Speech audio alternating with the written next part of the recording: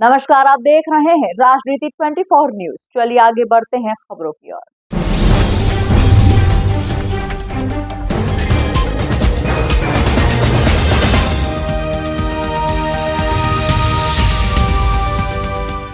Mission brain attack एक देशव्यापी अभियान है जिसका उद्देश्य स्ट्रोक से जुड़ी पूरी देखभाल पर ध्यान देना है। इस अभियान को हाल ही में इंडियन स्ट्रोक एसोसिएशन ISA ने वाराणसी में लॉन्च किया है। बता दें कि इंदौर में इसे बेहतरीन प्रतिक्रिया मिली है। ये अभियान रोकथाम के उपायों से शुरू होता है और साथ ही स्ट्रोक के सटीक प्रबंधन और पुनर्वास पर केंद्रित होता है। आंकड़े बताते हैं कि हर 4 में से एक व्यक्ति को स्ट्रोक का खतरा होता है। प्रेस वार्ता के ISA के प्रेसिडेंट डॉक्टर निर्मल सूर्या ने बताया कि स्ट्रोक के 3 मुख्य कारण होते हैं: ब्लड प्रेशर, शुगर और कोलेस्ट्रॉल। अगर आपके परिवार में किसी बुजुर्ग को स्ट्रोक हुआ है और आपको भी ब्लड प्रेशर, शुगर या कोलेस्ट्रॉल है तो आपको सतर्क रहना चाहिए। ऐसे मामलों में वजन कम रखना, कोलेस्ट्रॉल को नियंत्रित करना, शराब तथा तंबाकू छोड़ने की सलाह दी जाती है। उन्होंने आगे कहा कि मौजूदा आंकड़े बताते हैं कि औसतन हर मिनट 3 लोगों को पैरालिसिस हो रहा है। पैरालिसिस भी मौत का तीसरा सबसे बड़ा कारण है। ISA के सचिव डॉक्टर अरविंद शर्मा ने कहा, मिशन ब्रेन अटैक अपनी तरह का पहला अभियान है जो पूरे भारत में स्ट्रोक की रोकथाम, जागरूकता, प्रबंधन, देखभाल और पुनर्वास को कवर करता है। इंदौर ने सही समय पर इस अभियान को बड़े उत्साह और दिलचस्पी के साथ अपनाया, जिससे इस मुहिम को बढ़ावा मिला है।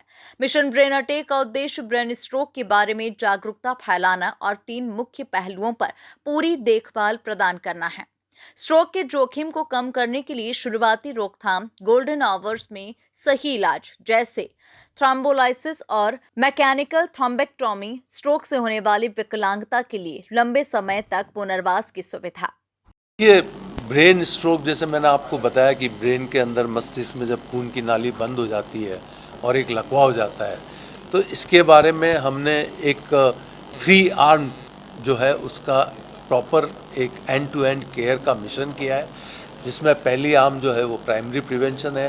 दैट मीन्स कि blood pressure, diabetes, obesity, cholesterol, smoking, इनके ऊपर ध्यान दिया जाए और इनको कंट्रोल किया जाए ताकि स्ट्रोक की रिस्क कम हो जाए। दूसरी आर्म है एक्यूट मैनेजमेंट, जिसके अंदर अगर मरीज को जो सिम्टम्स आ जाएं जिसमें लकवा हो तो 4.5 घंटे के अंदर जो खून क्लॉट को लाइज करने का इंजेक्शन है वो लिया जा सके, जिसको हम IV थ्रोम्बोलिसिस कह सकते हैं। और अगर कुछ मरीज जो है थ्रोम्बोलाइसिस के बाद भी अगर ठीक ना हो और उनकी आर्टरी ऑक्लूड हो तो वो मैकेनिकल थ्रोम्बेक्टोमी द्वारा क्लॉट को निकाल कर ठीक हो सके। तो ये सेकेंड आर्म है। और थर्ड आर्म वो है जो 30 से 40% पेशेंट अनलकी रहे हैं, सारा ट्रीटमेंट लिया फिर भी उनको पैरालिसिस रह गया है या उनकी डिसेबिलिटी रह गई है, उनके लिए रिहेबिलिटेशन किया जाए। तो ये एक एंड टू एंड केयर, ताकि मरीज को पूरा एक फेज से लेके लास्ट फेज तक ट्रीटमेंट मिले, ये हमारा ध्येय है मिशन ब्रेन अटैक का। और हम अवेयरनेस करना चाहते हैं पब्लिक में, और हम अवेयरनेस और ट्रेनिंग देना चाहते हैं फिजिशियंस को, ताकि वो ये गोल्डन आवर को यूज़ कर सके रूरल एरिया में, डिस्ट्रिक्ट एरिया में, ताकि ज़्यादा से ज़्यादा मरीजों को फ़ायदा हो। ये जो आपने इंजेक्शन बताया, इसकी क्या लागत आती है और किस तरह से ये कहाँ पर अवेलेबल हो सकता है? इजीली ये इंजेक्शन तो अभी मार्केट में अवेलेबल है। टेनेक्टेप्लेस तो 20,000 के आसपास, 25,000 में ही मिलता है, तो इतना महंगा भी नहीं है। और सारे हॉस्पिटल में, डिस्ट्रिक्ट हॉस्पिटल में ऑलमोस्ट आजकल रहता ही है। हमारे यहाँ हर इमरजेंसी में 1 से 2 इंजेक्शन रहते ही हैं। रूरल एरिया में आप बता रहे हैं कि स्ट्रोक की प्रॉब्लम ज़्यादा दिखाई देने लगी है, तो वहाँ पर किस तरह से आपका संगठन जो है जन जागरूकता अभियान चलाएगा इसमें? भाई, हम पूरे देश में एक साथ कर सकते हैं, हम कोई एक एरिया में तो नहीं ऐसा डिसाइड कर सकते हैं, लेकिन रूरल एरिया में क्या ज़रूरत है, मरीज़ अपना ब्लड प्रेशर चेक कराए रेगुलर, डायबिटीज़ के लिए चेक कराए, क्योंकि आमतौर पर लोग वहाँ पर चेक ही नहीं करते हैं। शहर में फिर भी 6 महीने में, साल भर में लोग हैं जो जाके हेल्थ चेकअप करा लेते हैं, लेकिन रूरल एरिया में हमारे पास करीब 20 से 30% मरीज ऐसा आते हैं जिनको लकवा होने के टाइम मालूम पड़ता है कि ब्लड प्रेशर हाई था और डायबिटीज़ थी। तो ये एक रेगुलर चेकअप का कंसेप्ट जो है वो लाना पड़ेगा। सरकार का जो स्वास्थ्य विभाग है, आपके उनसे भी कुछ ट्यूनिंग इस विषय में? हम लोग कर रहे हैं, मिनिस्ट्री ऑफ हेल्थ के साथ भी टच में है, गवर्नमेंट ऑफ इंडिया के साथ। मैं अभी हेल्थ मिनिस्ट्री में लास्ट 2 वीक पहले ही मीटिंग करके आया हूँ, नीति आयोग में भी मीटिंग किया हूँ, हमारे सजेशन दे रहे हैं।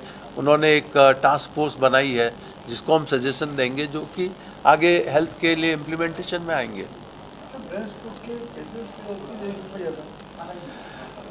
वैसे तो नॉर्मली जो पहले ब्रेन स्ट्रोक आता था, हम बात करते थे 50 से 60 साल की उम्र में, लेकिन हिंदुस्तान में ज़रा 10 साल पहले आने लगा है, क्योंकि ये रिस्क फैक्टर और सेडेंट्री लाइफ, इसकी वजह से ज़रा इंसिडेंस ज़्यादा हो रही है। इसमें एक मेन फैक्टर का कोविड भी कोविड मेन फैक्टर ये भी रहा, कोरोना के बाद ज़्यादा होता है।